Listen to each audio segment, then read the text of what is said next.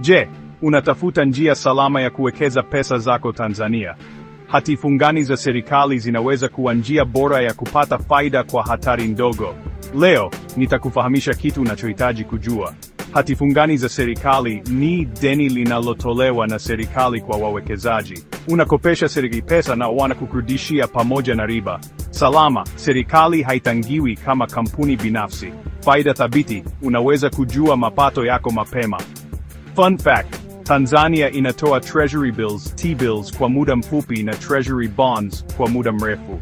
Kwa nini kuwekeza katika hati fungani? Hatari ndogo, serikali ina uwezo wa kukulipa.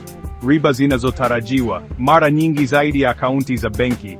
Uwezo wa kufungua na kufuta kabla ya mwisho kwa soko la pili. Inasaidia taifa kukuza miradi, unachangia maendeleo ya nchi.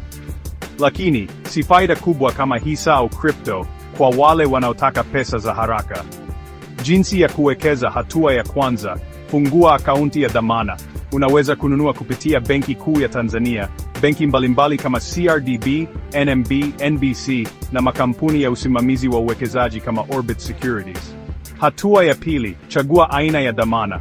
T-bills, muda mfupi miezi 3, 6, 12, riba kidogo, lakini pesa yako haraka. T-bonds, muda mrefu miaka 2, 5, 10 na zaidi, riba kubwa lakini pesa yako imefungwa. Hatua ya tatu, nunua na kusubiri malipo. Riba hulipwa kila robo mwaka au mwisho wa mkataba. Muda wote utakaposubiri, pesa yako inakuwa. Faida na mambo ya kuzingatia. Faida: pesa salama, inasaidia kupunguza miamiko ya bei. Unaweza kuitumia kama dhamana ya mkopo. Hatari: bei ya dhamana inaweza kushuka kwa soko la pili. Riba inategemea hali ya uchumi. Mwisho, je, unapaswa kuwekeza? Kama unatafuta uwekezaji salama na wa muda mrefu, hati fungani za serikali ni njia nzuri. Lakini kama unataka faida ya haraka, angalia mbinu zingine kama hisa au biashara. Subscribe kwa mafunzo zaidi ya fedha.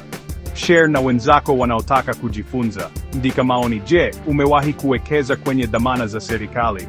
Bonus tip: fanya utafiti wa riba za sasa. Riba za T-bills na T-bonds hubadilika kila mwezi. Kama una pesa nyingi, weka kwenye muda mrefu, riba huwa juu zaidi.